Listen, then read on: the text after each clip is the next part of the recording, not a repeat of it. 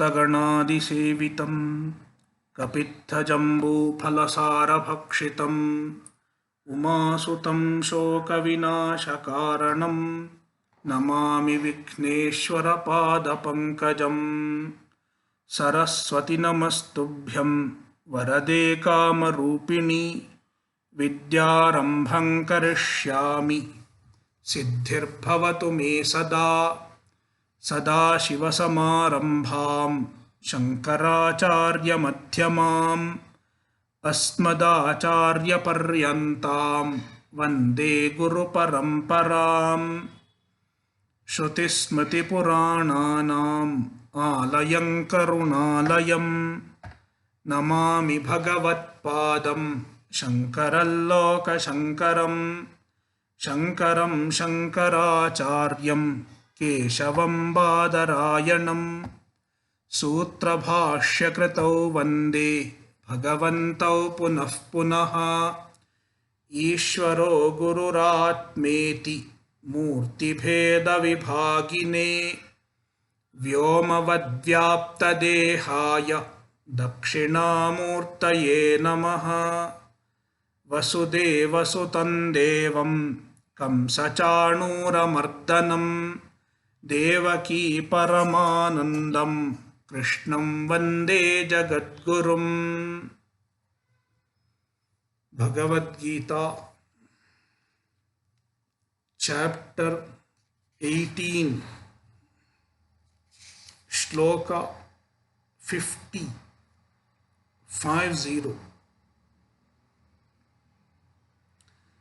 सिद्धिं प्राप्तो यथा ब्रह्म तथाप्नोति निबोध मे। समासेनैव कौन्तेय निष्ठा ज्ञानस्य या परा।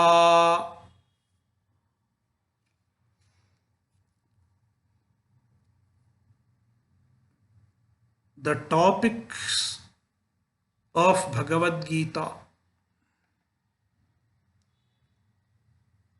can be broadly classified into Karma Yoga and Jnana Yoga.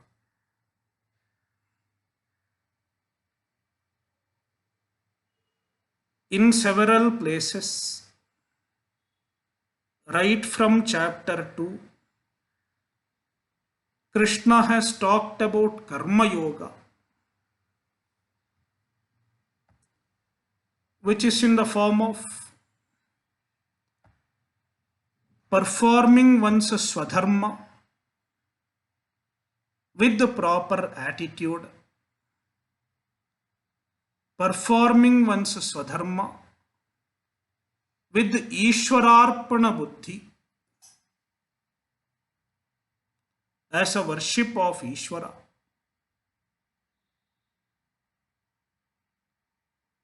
You can find this in many places, starting from chapter 2.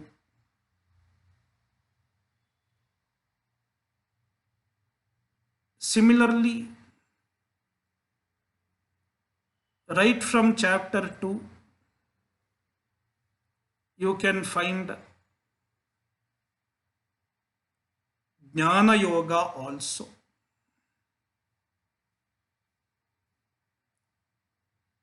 The true nature of Paramatma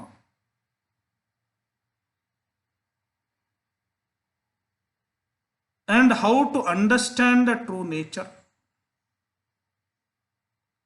how to understand Paramatma, how to assimilate it,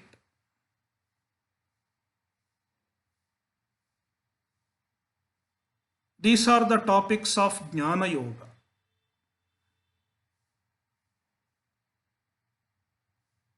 It has been discussed throughout Bhagavad Gita.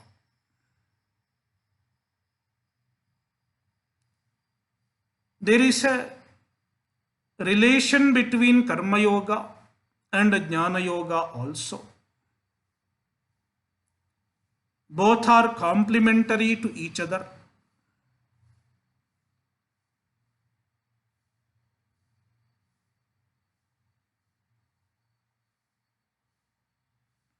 Some people think they are parallel ways to moksha, parallel and independent ways to moksha.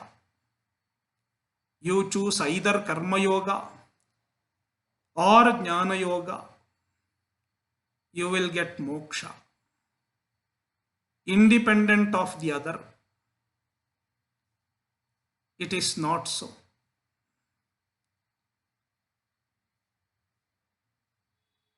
They are not parallel, independent ways to attain moksha. Instead, they are complementary to each other.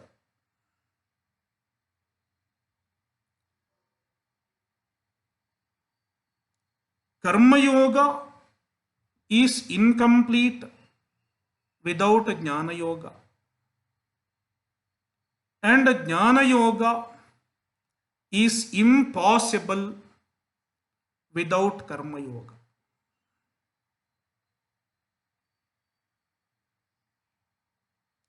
Each one has its own role to play in the pursuit of moksha.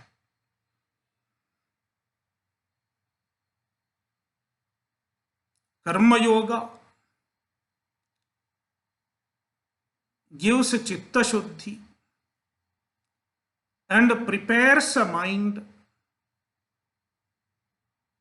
to the pursuit of jnana.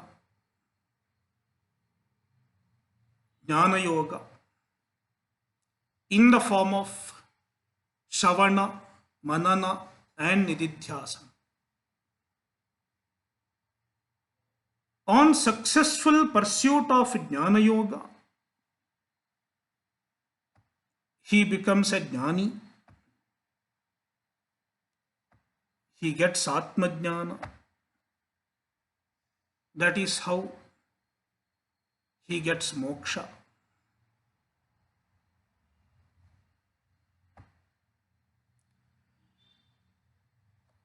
This is the relation between Karma Yoga and Jnana Yoga. This chapter, chapter 18, being the last and final chapter, Krishna is summing up the teachings of Bhagavad Gita. What he has been telling right from chapter 2, he is summing up. From shloka 40 up to 48, he summed up the topic of Karma Yoga. He talked about the importance of performing one's swadharma, swakarmana tamabhyarchya siddhim vindati manavaha. Worshipping the Ishvara with one's swadharma. Krishna said, he gets a siddhi, a manavaha, a human being gets a siddhi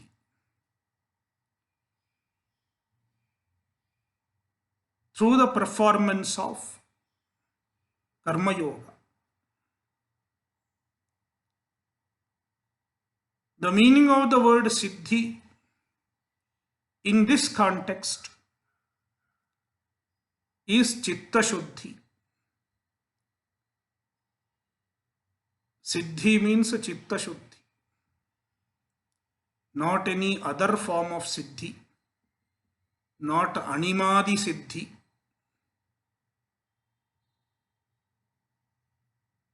Krishna never talks about it. Throughout Bhagavad Gita, he does not talk about any miraculous powers.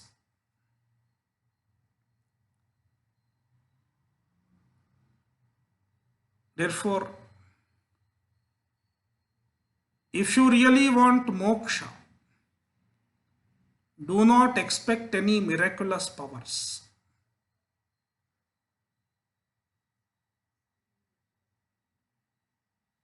That is not siddhi. Then what is siddhi? Chitta shuddhi, sattva shuddhi.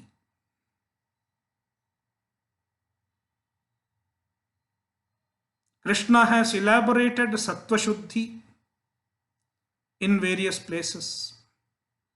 For example, chapter 13, he has listed the qualities of a person who has attained chitta shuddhi. Amanitvam adambhitvam ahimsa kshantirarjavam, etc.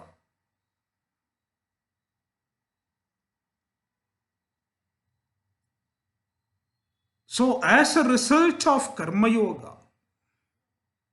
for a very long time, Karma Yoga is not a matter of 1 week or 2 weeks. It takes lifespan, and sometimes more than one lives. Aneka janma samsiddha. Bahunam janmanamante jnanavan mam prapadyate. The spiritual pursuit is not a quick fix. Do not expect anything in 10 days or 20 days or even 1 year.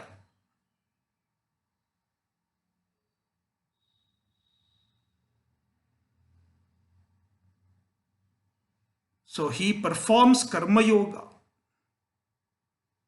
for a very long time, for a good length of time, and then he gets siddhi, chitta shuddhi. Then he becomes eligible for pursuing jnana full time, a full time pursuit of jnana.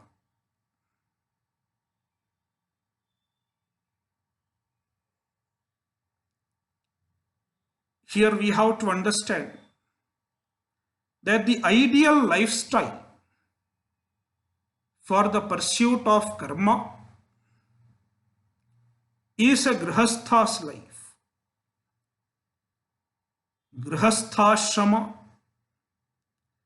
is an ideal ashrama,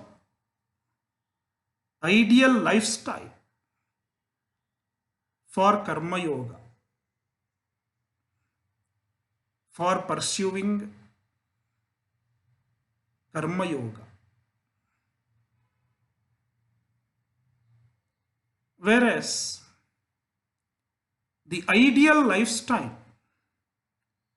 for the pursuit of jnana,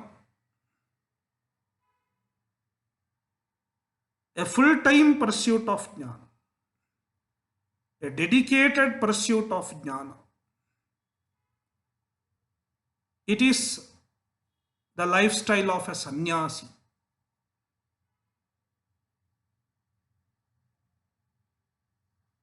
That is why when Krishna is talking about jnana yoga,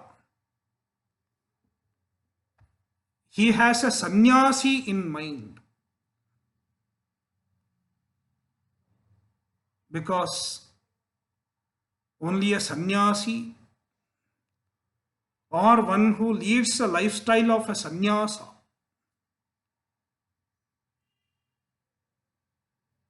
it is ideal for the pursuit of jnana.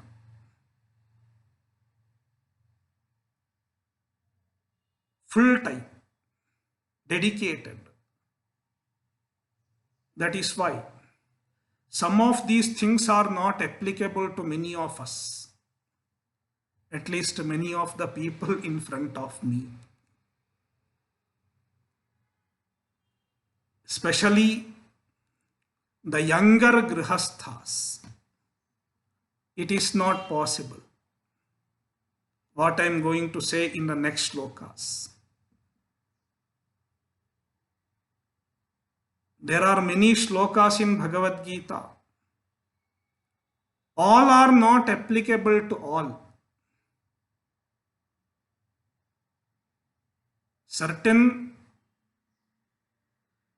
teachings are apt for a grihastha, whereas certain other teachings are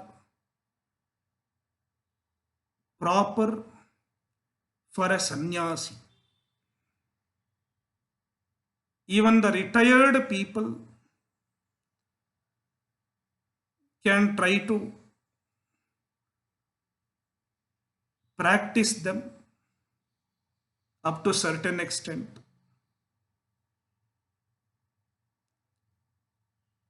So now Bhagavan is condensing Jnana Yoga.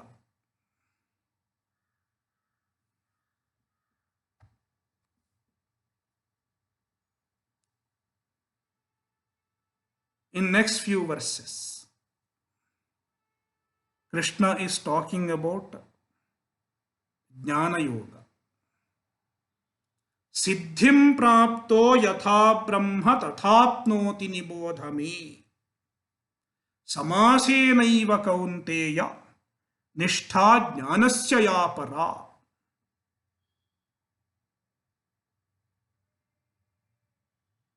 He Kaunteya, O Arjuna, son of Kunti. Kaunteya means son of Kunti. He Kaunteya,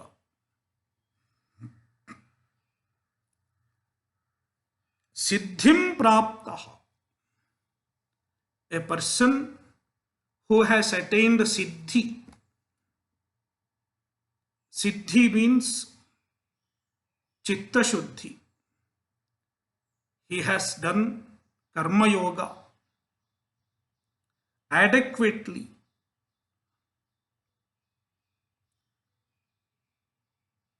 And he has attained Chitta Shuddhi to a considerable extent.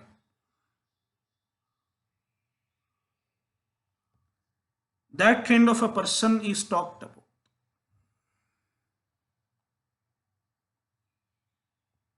Siddhim praptaha yatha brahma apnoti. How he attains Brahman. Brahma prapti. Brahma prapti is Brahma jnana. There is no other way of getting Brahman than Brahma jnana. So how he gets Brahma jnana and thereby attains Brahman?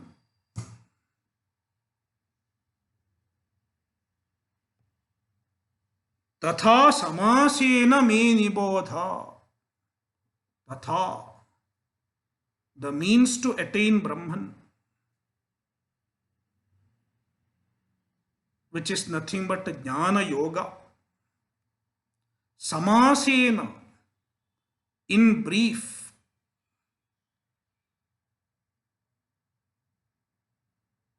he is summing up. Already he has described in great detail Now he is summing up. Me nibodha, please understand from me in next few verses. Nishtha jnanasya yapara. This Brahma Prapti, attaining Brahman, it is the ultimate culmination of jnana. The jnana yoga culminates in Brahma Prapti.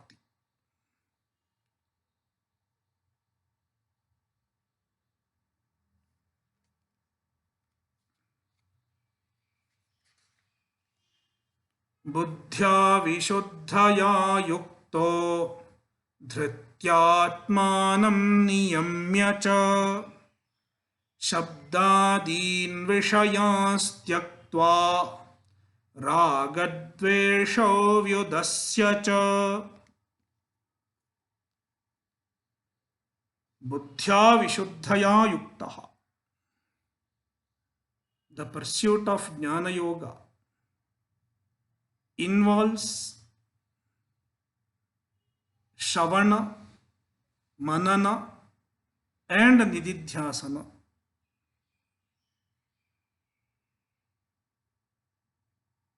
Among these three disciplines, Krishna is emphasizing on the third one, Nididhyasana. He is not talking much about Shravana and Manana. He has mentioned Shravana and Manana, but he does not elaborate on them.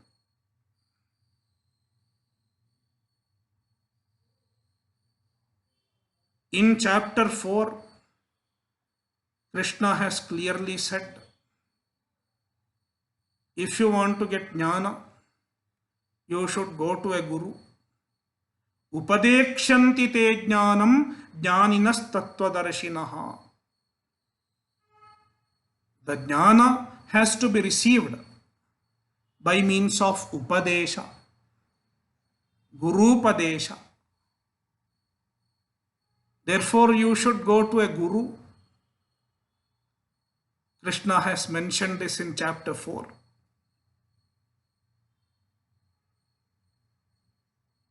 It implies a Shravana and also Manana.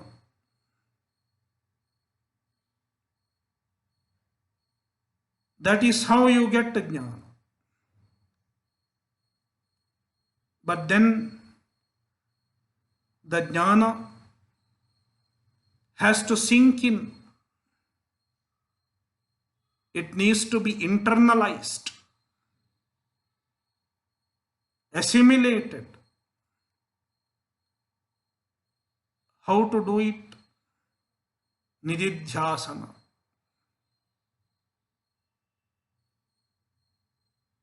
In fact, greater effort is needed in terms of Nididhyasana.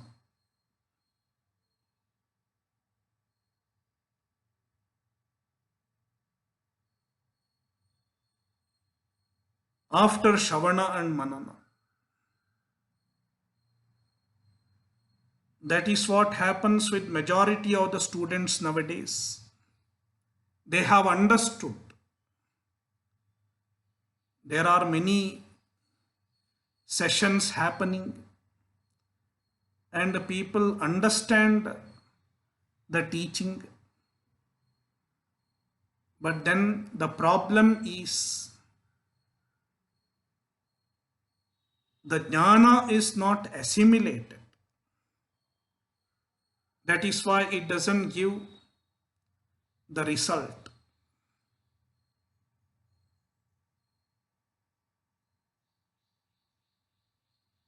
If the jnana is not internalized, If the jnana does not become a part and parcel of your personality, it is as good as absent. That is why, even if you go to chapter 6, Krishna talks about nididhyasana in the form of meditation, contemplation.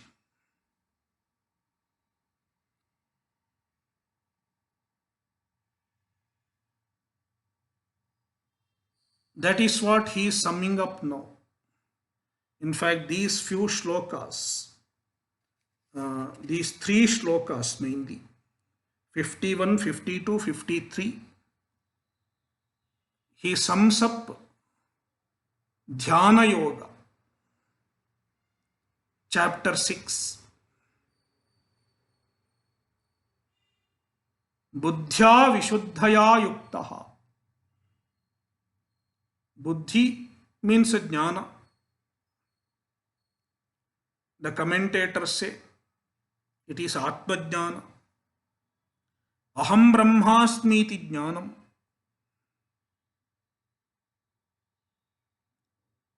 He already has buddhi. He already has jnana. It implies that he has already done Shravana and also Manana.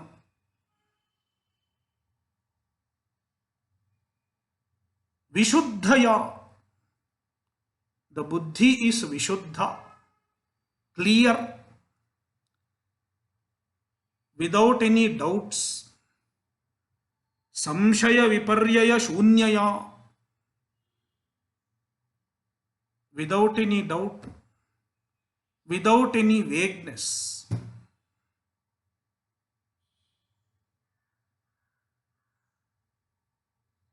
The word Vishuddhaya implies that he has done Manana. Buddhya implies that he has done Shravana. Vishuddhaya implies he has done Manana. Yuktaha, endowed with a clear understanding of the self, a clear knowledge of the self, a clear vision of the self. Now, he is devoting his life to Nididhyasana.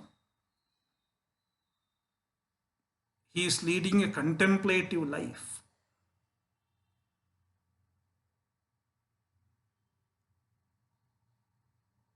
Dhritya Atmanam Niyamya cha. Dhritya, with the determination to do Nididhyasana, you need a lot of determination.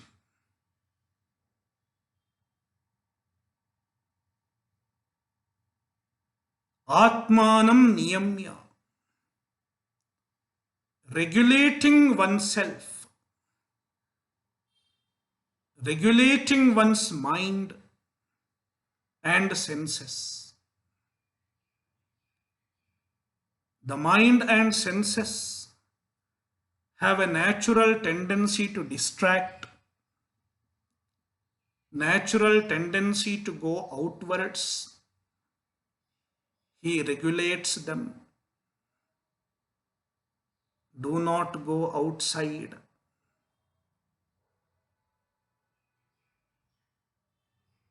Do not distract. He tells his mind. And he disciplines his mind.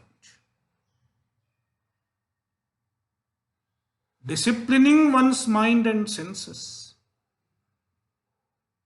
is very important.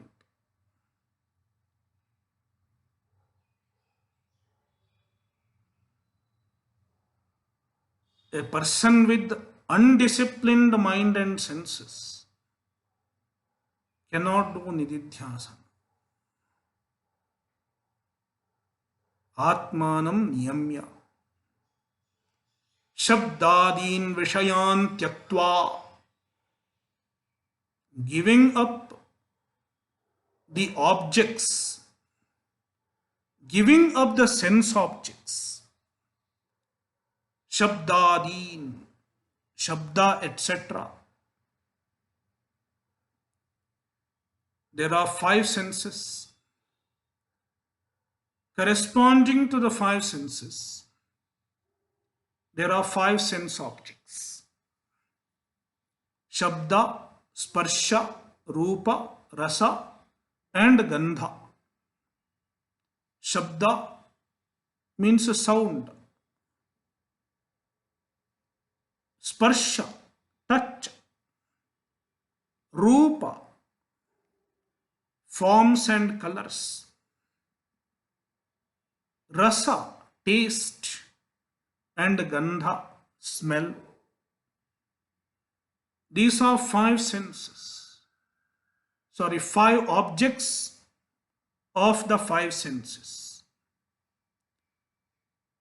Shabda, sparsha, rupa, rasa, gandha.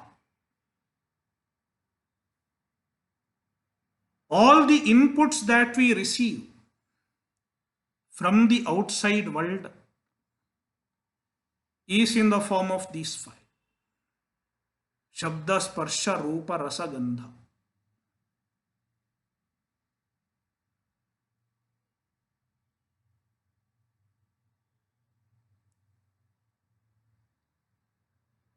We get inputs in the form of words through our ears. We get inputs in the form of color and forms through our eyes, and so on. All the inputs are in the form of shabdadi vishaya.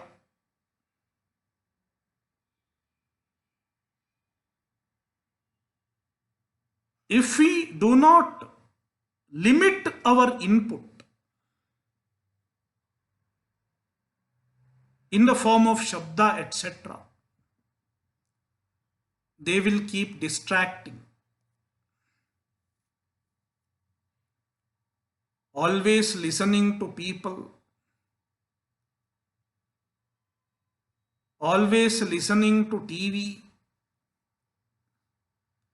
always watching TV, mobile phone. It can distract.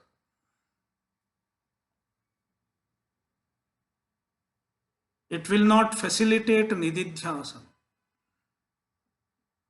It won't facilitate a contemplative life. Therefore, he regulates his inputs, restricts his inputs.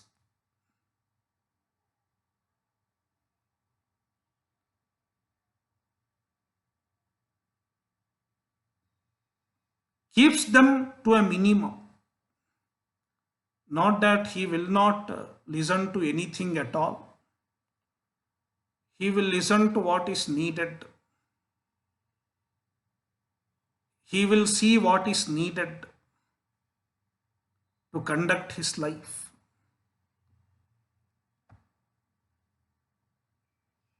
So, shabdadin vishayan tyaktva.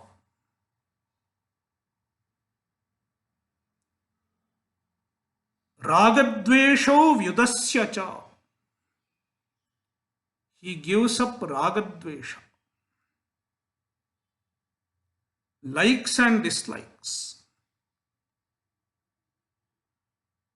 He gives up compulsive likes and dislikes.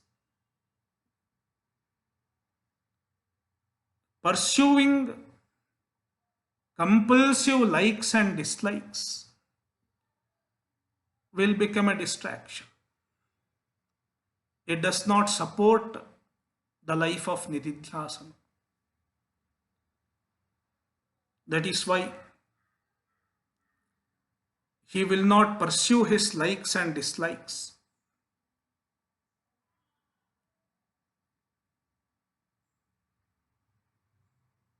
He will accept whatever is there.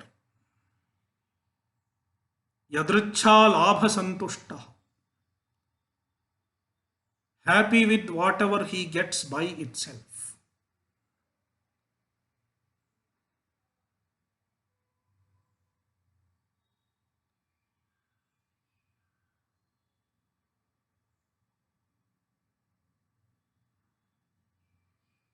विविक्तसेवी लघ्वाशी यतवाक्काय मानसः ध्यानयोगपरो नित्यं वैराग्यं समुपाश्रितः.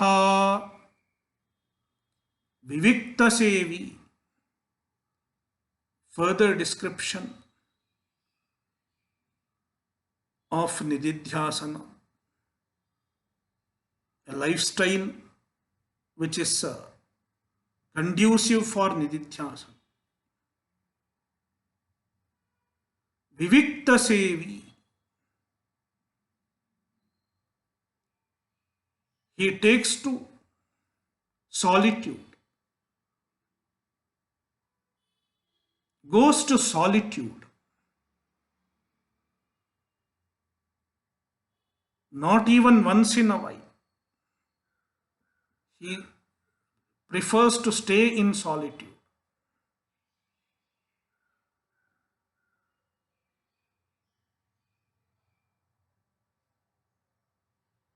A socializing person cannot do nididhyasana. Nididhyasana and socialization cannot go together. I am talking about a full-time nididhyasana, not a half an hour nididhyasana. That is why I said it is all for sannyasi.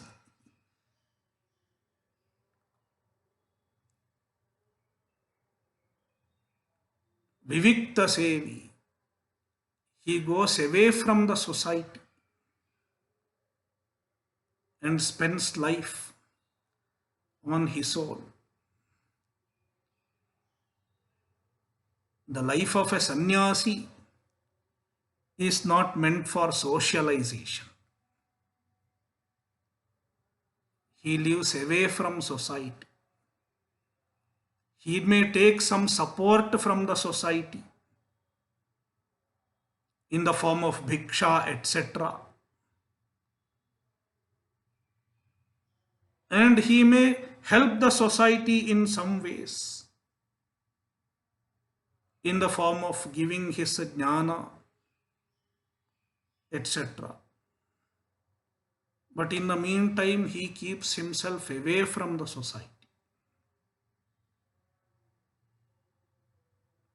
Vivikta desha sevitvam.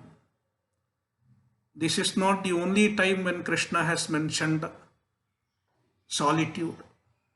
Even before this, at least twice, he has mentioned Vivikta desha sevitvam aratirjana samsadi.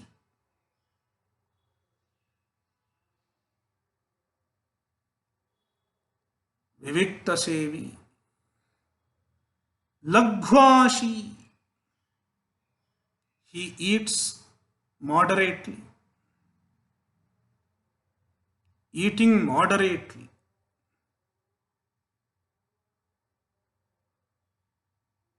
Natyashnatastu yogosti nachaikanta manashnataha.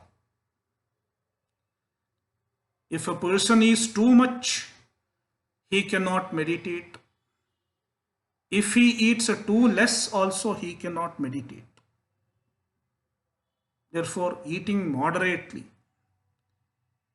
Laghvashi. The word laghu is important. Laghu ashi. Laghu means light. He should eat food in such a way that he feels light. He does not feel very heavy.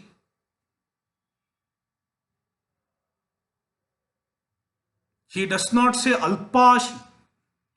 See, note what word Krishna has used. He is very careful in using his words. He does not say alpashi, eating less. He says lagvashi, eat in such a way that you feel light. Yata vakkaya manasaha. He has restrained his body, mind, and speech.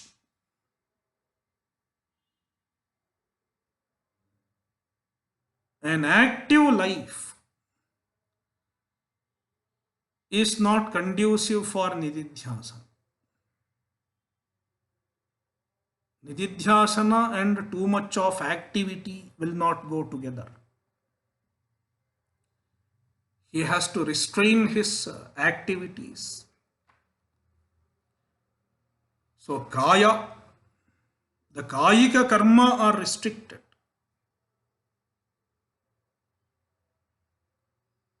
Similarly, vachika karma is also restricted.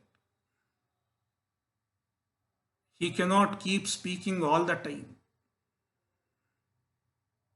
to various people. Likewise, manasa karma, any other form of mental thoughts which is not in keeping with the jnanabhyasa, even that should be restricted. He needs focus. And when the body, mind, and speech are active in other directions, there won't be focus. So he has to lead a focused life. Yatavakkaya manasa. All other forms of activities are restricted.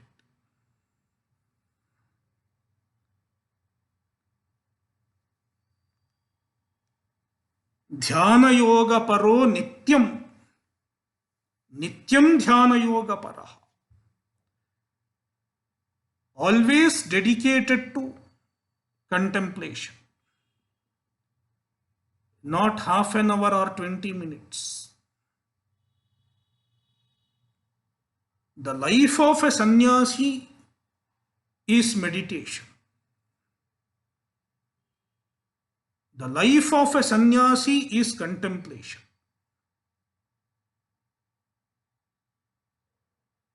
Dhyana yoga paraha.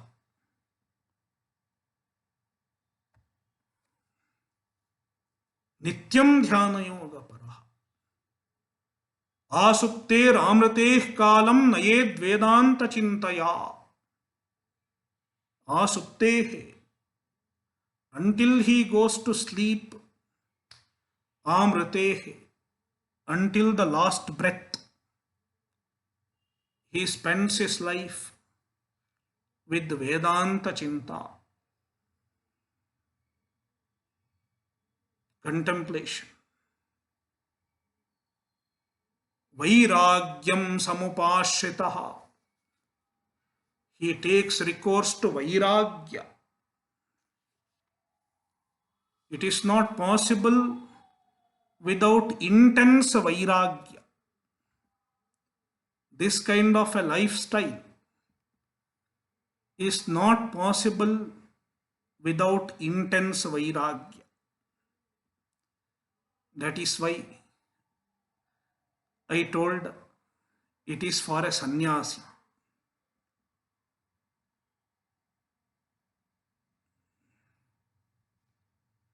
Vairagyam samupashritaha.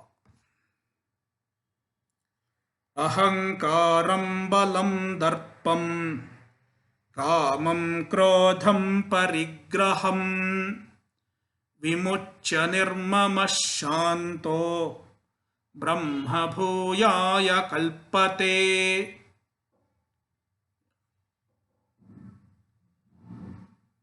Ahankaram vimuchya. he becomes free from ahankara, gives up ahankara. Ahankara means the I identification. I am this, I am that, is ahankara. The identification with the body. I am young, I am old.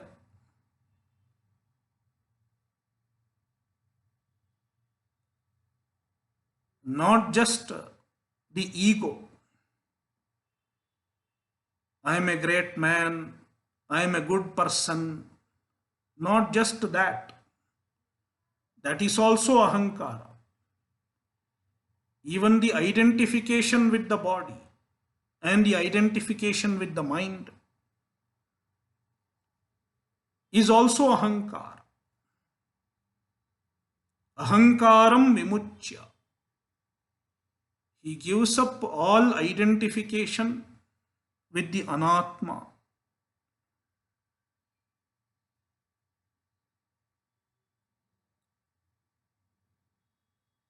Instead, he owns up the identity with the atma, with the Brahman.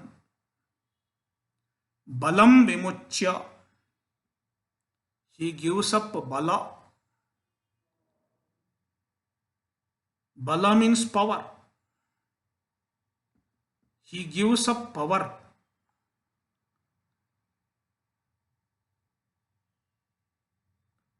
He does not show his power.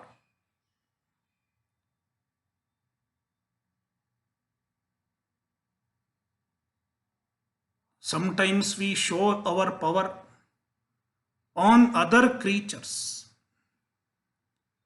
An ant comes, a mosquito comes, we beat the mosquito to death. It is bala. He does not cause violence to others. So balam vimuchya is non-violence. He is committed to ahimsa.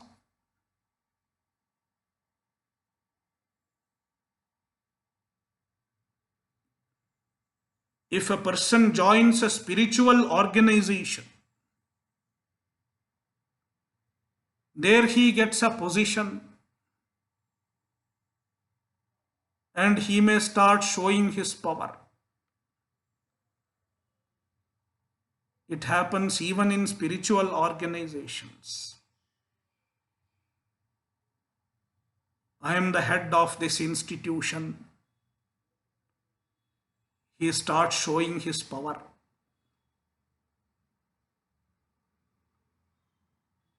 A true sannyasi does not show his power, nor he is proud of his power. He does not even want to identify with any power and position. Darpam vimuchya, free from darpa, free from arrogance. Even the darpa of a jnana is a problem. I am a jnani. If he identifies so, he is not a jnani. A jnani cannot claim I am a jnani, because the identification with the jnana, it is also an ajnana. A jnani does not identify as a jnani. Aham jnani is ajnana. Aham Brahman, Aham Brahmasmi is a jnana. The jnani transcends both jnana and ajnana.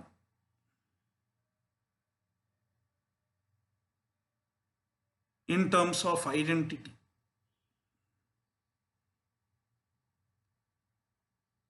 So darpam vimuchya. He gives up false pride, gives up arrogance.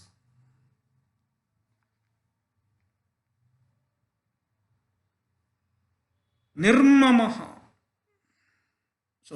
Kamam krodham parigraham vimuchya. He gives up kama, all desires. Krodham vimuchya. Gives up krodha. Gives up anger and hatred.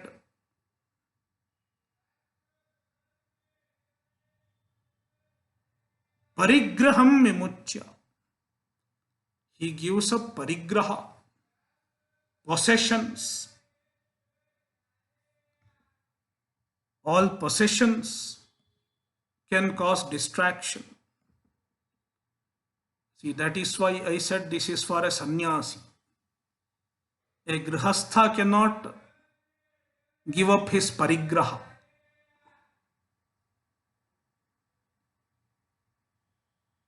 Aparigraha is not a value for grihastha. Aparigraha is meant for a sannyasi. He gives up all possessions, reduces his possession to bare minimum, whatever is needed to sustain his life. A need-based possession.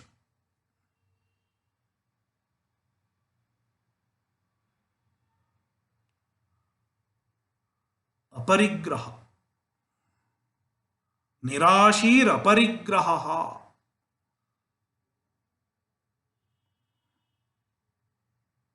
Vimuchya. Parigraham vimuchya. Kamam vimuchya. Krodham vimuchya. Parigraham vimuchya. All these are connected to vimuchya, giving up. Nirmamaha. Free from my identification. My relatives, my son, my daughter.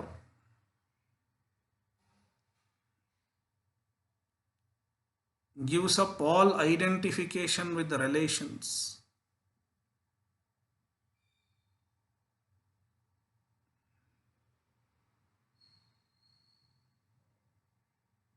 Gives up identification with all his possessions, even the things which he possesses to conduct his life.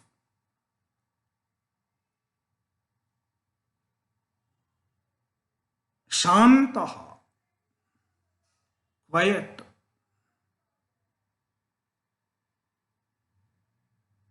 He leads a quiet life. Quietude and contemplation go together. A life without quietude, a mind without quietude cannot contemplate. Brahma bhuyaya kalpate. So with a lifestyle of contemplation, with a life dedicated to contemplation, a life dedicated to nididhyasana, he attains Brahman. Brahma bhuyaya kalpate. Brahma bhuya means Brahma bhava. He becomes Brahman as it were. Brahmaveda Brahmaiva bhavati. A knower of Brahman is Brahman. Even otherwise he was Brahman. Even before knowledge you are Brahman. But then there is an imagined superimposed difference avidyakrita abrahmatva,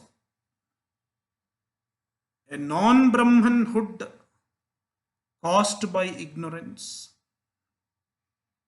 it is removed.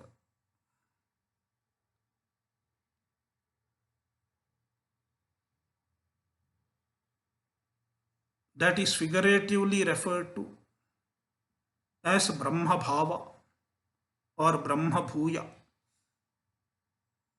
or even Brahma Prapti, attaining Brahman. Brahma Bhuyaya Kalpate.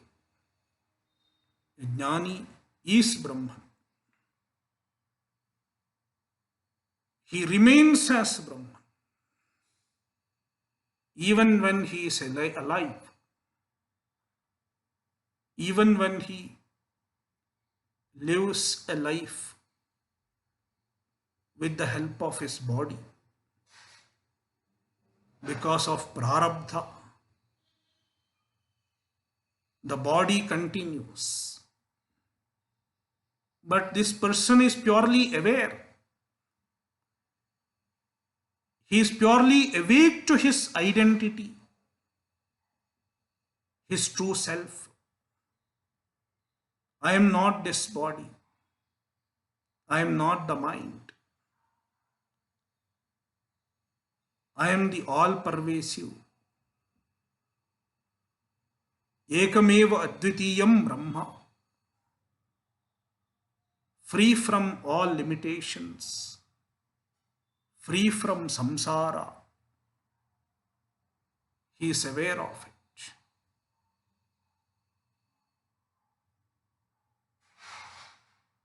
Brahma Bhuyaya Kalpate. Om Purnamadah Purnamidam Purnat Purnamudachyate Purnasya Purnamadaya Purnameva Vashishyate. Om Shanti Shanti.